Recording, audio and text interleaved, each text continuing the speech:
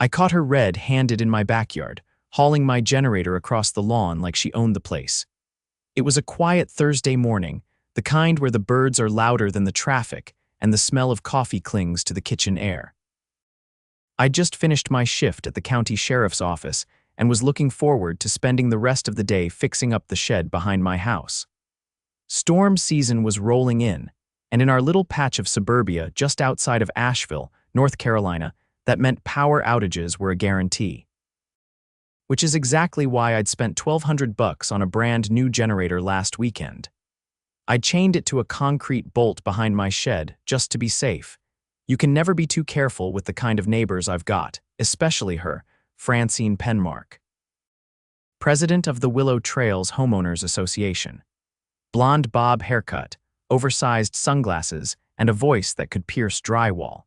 She's the kind of woman who organizes emergency HOA meetings if someone paints their shutters the wrong shade of beige. I've had run-ins with her before, mostly over unauthorized garden gnomes and the time my nephew accidentally left his skateboard on the porch overnight. But this was a whole new level. I spotted her through the kitchen window, dragging the generator toward the side gate with the kind of determination you usually see in Olympic weightlifters. She had a clipboard tucked under one arm and a smug look on her face. She hadn't seen me yet. I didn't say anything. I just walked outside, slow and deliberate, still in my uniform. She froze when she saw me. "Oh, Deputy Knox," she said, adjusting her sunglasses like they were going to shield her from the fact that she was committing a felony in broad daylight. I was just removing unauthorized equipment. "You know, for safety reasons." "Francine," I said, crossing my arms. "That's my generator," she blinked. "Well, yes, technically, but it's a violation of HOA Code 14B. Portable power devices must be stored out of visible range from neighboring lots. It's bolted behind my shed. No one can see it unless they're trespassing on my property." She gave a tight little shrug. "I received an anonymous complaint. And as HOA president, it falls within my authority to enforce community standards." "You know what else falls under authority?" I asked, pulling out my phone and pressing record. "Grand theft. You're on private property, tampering with chained equipment and trying to remove it without permission." Francine's jaw dropped. "I'm not stealing it," she huffed. "I'm confiscating it." "That's not how the law works, Francine." "Well, maybe not for you, but this neighborhood has rules." "It's not my fault you're unfamiliar with them." I walked over to the generator, knelt down, and showed her the security chain still intact, still padlocked. "I have the receipt, the registration, and surveillance footage from the camera up there," I said, pointing to a motion-activated cam nestled under the gutter. "Everything's been recorded. You just committed breaking and entering, attempted theft, and trespassing." She stepped back, her face suddenly a few shades lighter. "You wouldn't dare press charges. I'm the president of this HOA. And I'm the sheriff," I said. "Your title doesn't mean anything when you break the law." She opened her mouth, but nothing came out. I didn't arrest her on the spot. I wanted this airtight, so I let her go for now. But I made sure she saw me jotting down everything in a small notebook I always carry. I recorded the time, the date, and exactly what she said. I was building a case. That was just the start. Later that afternoon, I went to the HOA office, which is really just a converted pool maintenance room by the clubhouse, and requested the full HOA codebook. Francine wasn't there, but her little lieutenant, a retiree named Greg who treats his clipboard like it's a badge of honor, tried to stonewall me. "You need to submit a written request," he said, not looking up from his Sudoku. "I'm not asking," I said. He looked up then. "Saw the badge on my shirt." "Right, of course, just a moment." I flipped through the binder right there. No mention of generators anywhere. Not in 14B, not in any section. The closest thing was a vague rule about obstructive equipment being placed in front yard areas. She'd made it up. Flat out invented a rule so she could try to take my generator. I took a photo of the page, closed the binder, and left without another word. The next morning, I got a notice taped to my front door. Official HOA violation. Unapproved power equipment. Same rule number 14B, I laughed. She was doubling down, so I got to work. I printed out the photo of the actual 14B code and taped it next to the violation notice. Then I wrote in big red marker under it, "False citation. HOA Rule 14B does not mention generators. Stop trespassing." I let it hang there for everyone to see. By midday, 3 neighbors had already come by to take photos of it.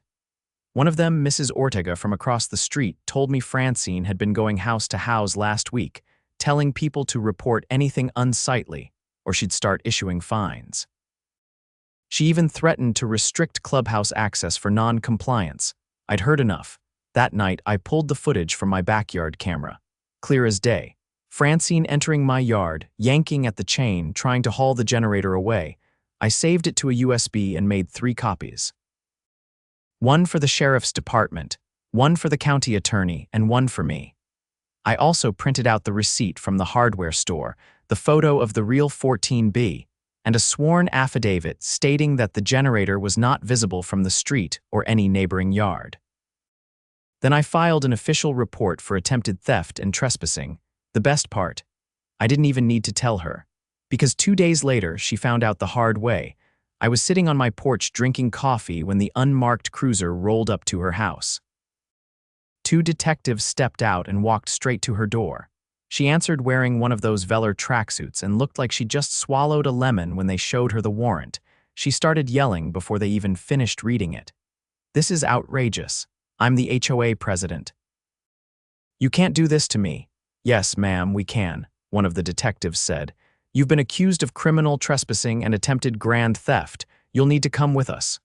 She tried to argue, but they cuffed her right there on her pristine front lawn. Neighbors were already poking their heads through blinds, and by the time they got her in the car, half the street had come out to watch. I took a sip of my coffee and waved as they drove off. She didn't wave back, but I wasn't finished, not even close. Francine was back in the neighborhood by the following afternoon, riding in the passenger seat of a black Lexus with tinted windows and a driver who looked like he hadn't slept in 3 days. No sirens. No cuffs this time, just a stiff release pending arraignment. She didn't look toward my house when they pulled into her driveway, but I noticed her sunglasses stayed on, even in the shade. That would have been enough for most people. Embarrassment, legal charges, a mugshot floating through the county clerk's office. But Francine wasn't most people. She operated with the kind of delusion that made her believe she could outmaneuver consequences if she just barked louder than everyone else in the room. The very next morning, I found something new stuck to my fence. Not a citation this time, a typed letter on HOA letterhead, folded in thirds and taped directly over the padlock that secured the chain on my generator. I read it once. Then I read it again, slower, just to let the absurdity sink in. According to the letter, the HOA was initiating an emergency vote to revise Section 14 of the Community Code. The revision. A clause that would retroactively ban all portable power generating units not pre-approved by the HOA board. The letter didn't include a date for the vote or even a mention of homeowner input. It simply said, effective immediately. I stood there, holding the letter, watching a squirrel dart across the top of the fence like it too couldn't believe what it had just seen. I walked straight to my office and opened my filing cabinet, the one where I keep both my fishing licenses and the paperwork from the county zoning board. I pulled out the HOA's own articles of incorporation. These were filed with the state when the neighborhood was first developed over 20 years ago. And right there, under Section 5, Paragraph 3, it stated clearly, all amendments to HOA code must be distributed to residents no less than 14 days prior to vote, with a minimum quorum of 25% homeowner participation. There had been no meeting, no notice, no vote. Which meant her little emergency revision was worth less than the paper it was printed on. But Francine wasn't trying to change the rules. Not really. She was trying to get me to react, to push back so she could play the martyr. Paint me as the overreaching deputy abusing my authority. That's the thing about people like her, they never expect you to outthink them. Just outshout them, so I stayed quiet. Instead, I spent the next 3 days visiting every homeowner on the block. I brought copies of the Articles of Incorporation, highlighted the section about code amendments, and asked a simple question. Did you vote on this generator ban? Only 2 people said yes. One was Greg, the clipboard loyalist, who claimed he and Francine had final say as the standing officers. The other was a man named Dean who lived at the end of Myrtle Court and admitted Francine told him the generator posed a chemical hazard and endangered the community's insurance eligibility. Most of the other residents were somewhere between confused and furious. A few had generators of their own, smaller ones, usually for refrigerators or CPAP machines tucked behind fences or concealed in sheds. The idea that Francine could unilaterally outlaw them without warning didn't sit well. Especially not with the older residents who relied on those machines during outages. The last house I visited belonged to the Thompsons. Their youngest daughter, Leela, was born with a rare form of epilepsy and required a specialized medical device that needed uninterrupted power. Her mother, Maya, nearly broke down when I told her about the so-called ban. She told us 2 weeks ago we had to remove ours, Maya said, clutching a folder of medical paperwork. Said it was an eyesore. My husband tried to explain, but she wouldn't listen. We thought we didn't have a choice. I asked if they still had the letter. They did. It was identical to mine. Same language, same fake code citation, same forged vote. So now it wasn't just about me. Now it was about a family with a disabled child being coerced into compliance under a fabricated rule. That opened a whole new category of legal implications: fraud, intimidation, and potential endangerment. I made copies of everything and filed a formal complaint with the district attorney's office. By Monday, the DA had opened an investigation. Now, here's where things got interesting. Turns out Francine had been doing this for years, issuing unauthorized notices, making up codes, and threatening fines without proper procedure. But she'd always targeted people who didn't know how to fight back: elderly couples, single parents, new homeowners unfamiliar with HOA rules. She'd fly under the radar, keep things vague, and if anyone pushed back, she'd gaslight them into submission. But this time, she targeted the wrong guy. A guy with a badge, a legal background, and access to the county's best paper trail. The DA's office subpoenaed HOA records, bank statements, meeting minutes, or more accurately, the lack of them. What they found was worse than anyone expected: thousands of dollars in unexplained expenditures. Administrative fees paid to companies that didn't exist. Receipts for landscaping services that were never performed. And tucked between all of it, a payment made to a private security firm for equipment retrieval dated the same week Francine tried to take my generator. Which meant she had planned it, scheduled a pickup, tried to pass it off as official enforcement. The DA called me personally. "We're charging her with misuse of funds, falsification of records, and attempted theft," he said, "but that's just the start. If we can prove she deliberately endangered residents like the Thompsons, that opens us up to civil liability." I told him I'd make sure the other homeowners were informed. The next day, I hosted a neighborhood meeting in my driveway. I set up folding chairs and brought out a whiteboard. Over 30 families showed up, including folks I hadn't seen outside their homes in years. I didn't wear my uniform. I didn't want this to feel like law enforcement. I wanted it to feel like community. "She's facing formal charges," I explained, "but what matters more is what we do next. This HOA needs transparency, it needs oversight, and it needs to follow the law." An older man named Roy, Vietnam vet, lives 2 doors down, stood up and asked the question that had been hanging in the air since Francine's arrest. "Can we vote her out?" "You don't even need to," I said. The bylaws state that if an officer is facing felony charges related to their duties, they're suspended pending trial. That means the board is effectively empty. A ripple of relief passed through the crowd. "So we can start fresh?" asked Maya Thompson. I nodded. "We write a new election protocol. We form a temporary committee to oversee it, and we vote in people who actually represent this neighborhood." That night, we formed the Willow Trails Reform Committee, 7 volunteers, all homeowners. I offered to help draft the new procedures, making sure everything aligned with state law. No loopholes, no more fake votes. And just like that, the tide shifted. Within a week, the HOA office was shut down pending audit. Greg tried to protest, but once the DA's office began questioning him about the financial records, he stopped showing up altogether. Francine's arraignment was scheduled for the following month. Her attorney tried to negotiate a plea deal, but the DA wasn't playing softball. Too many people had been hurt. Too many lies buried under years of fake citations and phantom fines. As for the generator, it stayed right where it was bolted, secured, and entirely legal. But it wasn't about the generator anymore. It was about a neighborhood reclaiming its voice, and Francine. She thought she could run the neighborhood like a dictatorship. She didn't realize the neighborhood was done being quiet. A week after the neighborhood meeting, the Willow Trails Reform Committee held its first official session in the community center, previously Francine's self-declared executive office. The old folding table was still stained from a coffee spill she'd blamed on a landscaper 2 summers ago, and the corkboard behind it had faded outlines where she used to pin random notices and veiled threats written in Comic Sans.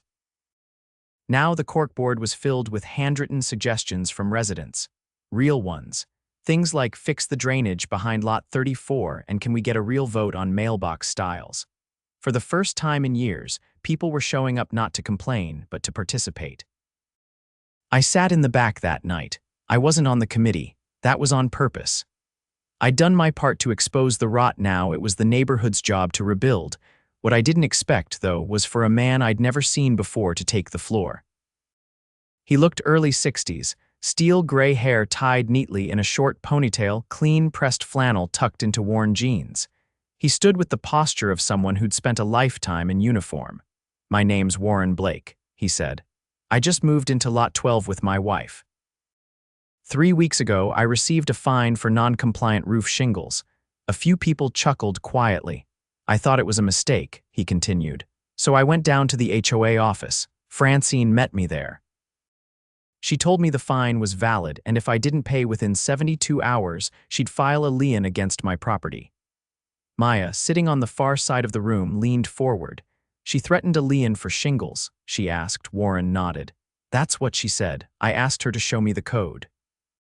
She got defensive, said it was in process of being updated and I should cooperate if I wanted to stay on her good side." Several people exchanged glances, but Warren wasn't finished. "I paid the fine. $400. Cash.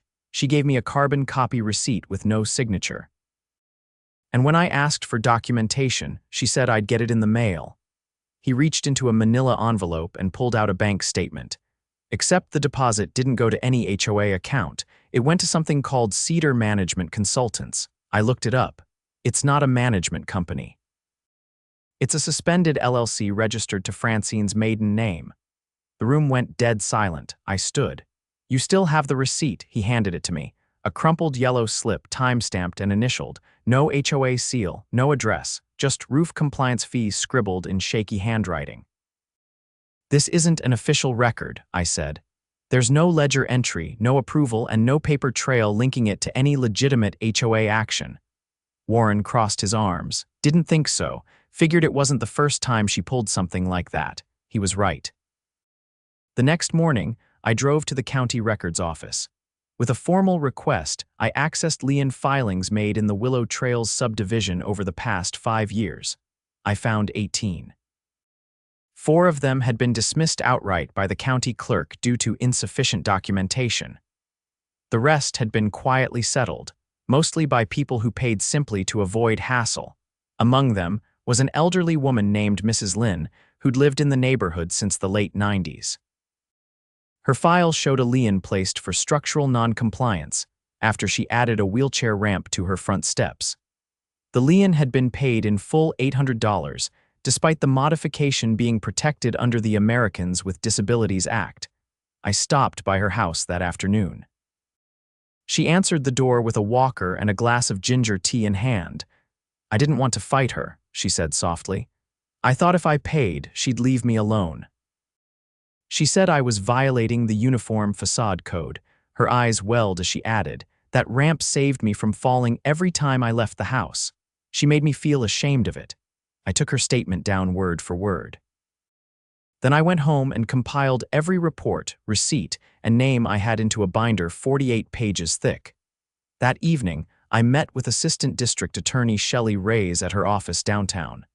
As I laid the binder on her desk, she raised an eyebrow.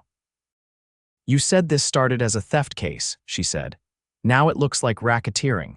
"Exactly," I said. "We're talking about years of fabricated fines, illegal liens, and a fake business funneling homeowner money into her personal accounts." Shelley flipped through the binder, page by page. After 20 minutes, she closed it and picked up her phone. "Get me a warrant judge on the line," she said to her assistant. 2 days later, the sheriff's department raided Francine's house with a search warrant. I wasn't there for the entry conflict of interest, but I heard about it from Detective Knox, no relation, who led the operation. They seized 3 laptops, 3 external hard drives, and 2 filing cabinets from her basement. One cabinet was padlocked shut. Inside, receipts going back nearly a decade, all with Cedar Management letterheads and cash deposits logged in spiral notebooks. That same day, her accounts were frozen. Francine was arrested again, this time for wire fraud, tax evasion, and criminal conspiracy. The DA added elder financial abuse to the list, thanks to Mrs. Lynn's testimony and 2 others who came forward. The media caught wind of the story within hours. HOA president arrested in suburban fraud ring, headlined the local evening news. They aired footage of her being escorted into the county courthouse, eyes hidden behind oversized sunglasses, mouth clamped shut as reporters fired questions at her. Even the local radio DJs started cracking jokes, but the damage she'd done still lingered. The reform committee worked overtime. They created a restitution fund for the victims of the fraudulent liens and fees. Within a week, they launched a voluntary donation drive, and the community responded. People donated freely: contractors, small business owners, even a few former HOA enforcers who'd been complicit without knowing how deep it really went. Greg, Francine's clipboard-carrying sidekick, returned quietly one afternoon. He knocked on my door, eyes sunken and voice low. "I didn't know," he said. "She told me everything was above board. I just handed out notices, collected sign-ins. I never touched the money." "Then help fix it," I said. "Testify if you're willing. Show the committee you're not hiding." He nodded. "I will." He did testify. And he handed over his old HOA login credentials, which revealed emails between Francine and a property lawyer she'd used to threaten residents with false legal claims. The emails were riddled with terms like pressure leverage and non-binding enforcement, confirming what we already knew. She'd fabricated authority she never legally had. 3 weeks later, the neighborhood held its first Democratic HOA election in over 15 years. 6 candidates ran. Maya Thompson was elected president. Warren Blake took the vice president role. The rest of the board filled out with longtime residents who had never once attended a meeting until now. They held public sessions every second Thursday, posted minutes online, and created an open forum for suggestions. The generator, still humming quietly behind my shed, the chains still there, more symbolic now than necessary. A few days after the election, I got a letter in the mail. No signature, just typed words on clean paper. "Thank you for not letting her bury us." It came from Mrs. Lynn. I folded it up and tucked it in the back of the binder. I'd given to the DA a keepsake, a reminder. Not every neighborhood gets a second chance. But this one made it count. The courtroom was smaller than I expected. No marble columns or dramatic lighting, just pale walls, a few rows of benches, and the faint smell of floor wax. It felt more like a waiting room at a doctor's office than the stage for what was about to unfold. But I wasn't here for the aesthetics. I was here for the reckoning. Francine sat at the defense table, her jaw clenched tight, wearing a navy blazer a shade too sharp for someone about to be introduced as the lead in a criminal conspiracy. Her attorney whispered something into her ear, but she didn't respond. He looked like he'd rather be anywhere else. Judge Harland entered and took his seat with the kind of weary authority that only came from 3 decades of watching people lie badly. "Calling case number 382, the bailiff announced. State of North Carolina versus Francine Elaine Penmark. The charges were read aloud: criminal trespassing, attempted grand theft, wire fraud, tax evasion, elder financial abuse, and conspiracy to commit racketeering. The list took nearly 2 minutes to get through. No one in the courtroom made a sound except for the clerks typing. Francine didn't flinch until the judge denied her motion to suppress the security footage from my backyard. That was the first nail, and it went in deep. The second came when the assistant district attorney, Shelley Reyes, introduced the financial records seized from Francine's home. She walked the court through color-coded spreadsheets, each entry matched to fraudulent fees extracted from residents. There was no dramatic reveal, just the slow, methodical dismantling of an empire built on intimidation and deception. When it came time for witness testimony, I took the stand. Shelley kept her questions precise. "Deputy Knox, can you confirm the location of your generator on the morning of May 12th? "Yes," I said. "It was chained behind my shed, out of view from public property." "And who did you observe attempting to remove it?" "Francine Penmark." "How did you respond?" I approached her. Asked her to explain herself. She claimed she was confiscating it due to an HOA violation. Was such a violation listed in the HOA code at that time? No, I reviewed the bylaws. There was no such rule. Did she attempt to justify her actions through any legal documentation? No. She cited a non-existent rule and fabricated an emergency vote days later. Shelley paused. "And what is your professional background, Deputy?" "I've served with the county sheriff's office for 17 years. My current role includes property crime investigations." There was a brief murmur from the gallery neighbors, reporters, and a few county officials who'd come to watch the spectacle. Francine's attorney objected to the relevance of my background, but the judge overruled. When Maya Thompson took the stand, the atmosphere shifted. Her voice was steady, but you could hear the weight behind every word. "She told me to remove the generator that powered my daughter's medical equipment," Maya said. "She said I was putting the neighborhood in danger." I tried to explain, but she cut me off, gave me 72 hours or she'd fine me. Shelley handed her a document. "Do you recognize this notice?" "Yes, that's the letter she taped to our door." "Did you ever receive a hearing or chance to appeal the decision?" "No." She said the board had already voted. "Were you ever shown evidence of that vote?" "No." Shelley turned to the judge. "Your Honor, I submit this as Exhibit G1 of several notices issued without legal basis or procedural compliance."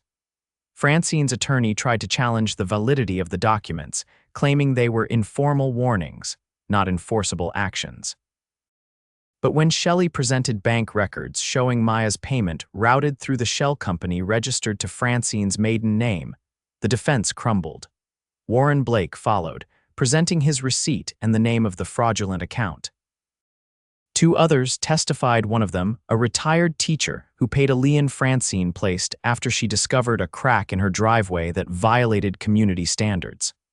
The crack, as it turned out, had been there since before the neighborhood was even built, but the turning point came when Mrs.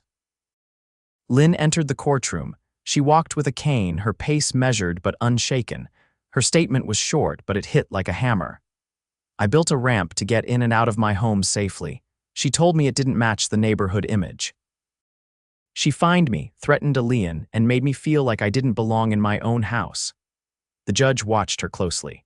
When she stepped down, he took off his glasses and rubbed the bridge of his nose, not in frustration, but in something closer to sorrow. Francine never took the stand. Her attorney rested the defense without calling a single witness. The jury deliberated for under 2 hours. When they returned, the verdict was unanimous, guilty on all counts. Judge Harlan didn't waste time. He sentenced her to 9 years in state prison, with no eligibility for parole for at least 4. She was also ordered to pay full restitution to every resident defrauded under her tenure, totaling over $120,000. As the bailiff led her out of the courtroom in handcuffs, she turned once just briefly. Her expression wasn't rage or disbelief. It was hollow, like she had finally realized that no amount of power, fake bylaws, or intimidation could shield her from the truth. The community didn't throw a party. There were no banners or parades, but something more meaningful happened over the following weeks. The new HOA board launched a transparency portal. Every vote, every budget line, every rule was posted online for residents to review. They even added a quarterly town hall where homeowners could voice concerns openly. Meyer oversaw a new initiative to support elderly and disabled residents, including free consultations for home modifications. Warren organized a volunteer group that helped clean up neglected properties without threatening fines.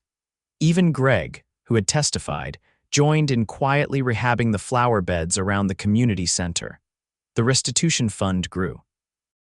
Residents who'd been refunded their fraudulent fines donated portions back to support community projects. A new playground was installed where the old tennis court used to be, and for the first time in years, families gathered there without fear of receiving an anonymous complaint. As for me, I went back to my usual routine. Patrols, paperwork, the occasional fishing trip when the weather allowed. The generator stayed bolted behind my shed, untouched and humming softly during the summer storms. One afternoon, a letter arrived at the station addressed to me. No return address, just a single sheet of paper inside. It wasn't from Francine. It was from her son. He apologized. Said he hadn't known the full extent of what she'd been doing. Said he was grateful someone finally stood up to her.